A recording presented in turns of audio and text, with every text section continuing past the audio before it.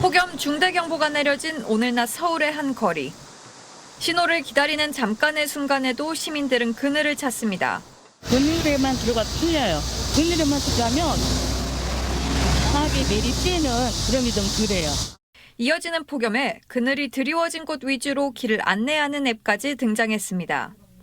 태양의 고도와 주변 건물, 가로수 크기 등을 바탕으로 그늘 위치를 실시간으로 계산해 햇빛을 피하는 경로를 알려주는 겁니다. 버스에서 어느 쪽에 앉아야 햇빛을 피할 수 있는지, 지하철 양냉방칸은 어디에 있는지도 알 수 있습니다. 저는 지금 목동역에 나와 있습니다. 그늘 앱이 추천해주는 경로를 따라서 저희 회사까지 걸어가 보려고 합니다. 최단 경로와 2분 정도 차이가 나지만 그늘량은 약 20% 정도 더 많았습니다. 평소보다 더 많이 걸었던 것 같긴 한데 확실히 그래도 그늘이 좀 더 많아서 걸을만 했던 것 같습니다. 공공 데이터를 활용해 2주 만에 앱을 만들었다는 개발자는 서울대학교 수학교육과 2, 3학번 학생입니다. 학교는 이제 서울인데 집이 이제 경기도다 보니까 통학하는데도 시간이 굉장히 많이 걸리기도 했었고, 저처럼 이제 통학하시는 분들이나 아니면 버스로 이제 출퇴근을 많이 하시는 분들. SNS를 통해 입소문을 타면서 어제 하루만 2만 명이 가입했습니다. 후기들이 좀 인상 깊었던 게 아버지가 이제 반려견을 데리고 나가시는데 항상 땀에 절여져 있는 게 마음 아팠는데 이런 앱이 생겨서 너무 좋다. 한 청년의 아이디어가 폭염 속 일상을 견딜 수 있는 그늘막이 되어주고 있습니다. SBS 동은영입니다. 경기 평택의 반도체 공장 건설 현장. 강한 햇볕이 내리쬐지만 근로자는 안전조끼 안에 조끼를 한 벌 더 껴입었습니다. 몸에 쌓인 열을 식혀주는 냉각 조끼입니다. 체력적인 안배를 더 할 수 있게 되는 부분이 확실히 있습니다. 복귀해도 좀 덜 지치고 땀도 이제 확실히 덜 나게 되고. 양옆에는 선풍기를, 등판에는 반도체를 이용한 펠티어 소자라는 냉각판을 붙였습니다.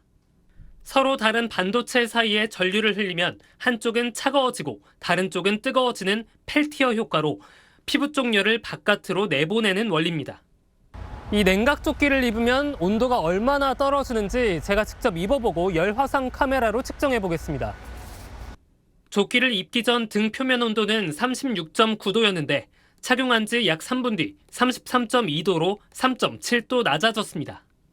제조업체는 올해 냉각 조끼 판매량이 지난해 대비 1,300% 늘어날 만큼 인기를 끈다고 설명했는데, 이런 반도체 냉각 방식은 일상용 제품으로도 확산하고 있습니다.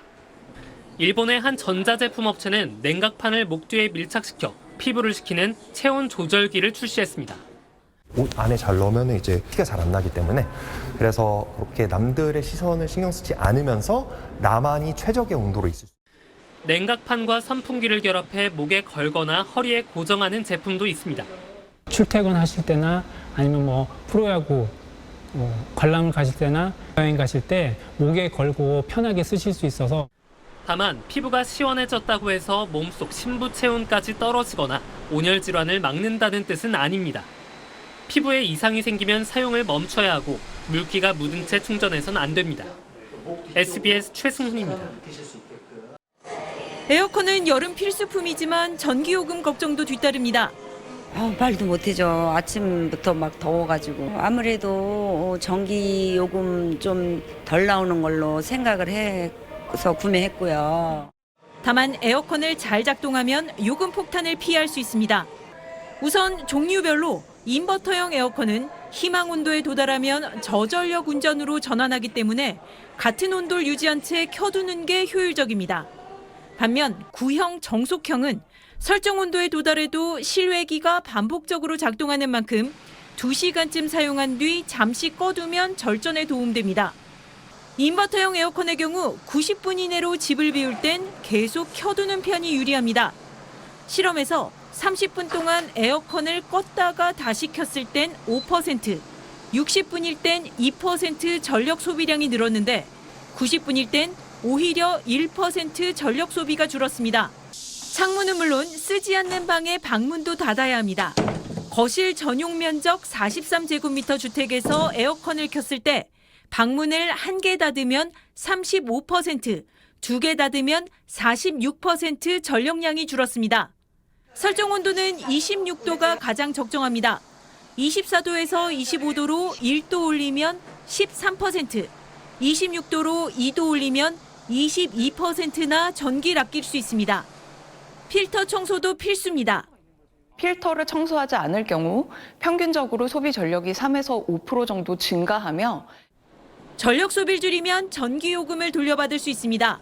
직전 2년 동안 같은 달에 평균 전기 사용량보다 1%만 줄여도 캐시백이 지급됩니다. 작년에는 166만 세대가 참여해서 총 337기가와트의 전기를 절감했는데 이는 충주시 전체 가정이 1년 동안 사용할 수 있는 전력량입니다.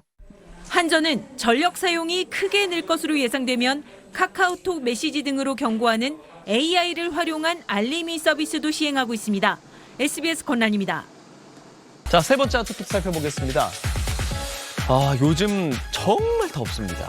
경남 양산의 낮 최고 기온 42도였죠. 역대 최고 기온을 경신했고 전국적 폭염이 이어지고 있습니다. 그런데요, 기온이 40도가 넘을 땐 선풍기가 되레 더위를 유발할 수 있다고 합니다. WHO의 권고 내용 함께 보시죠.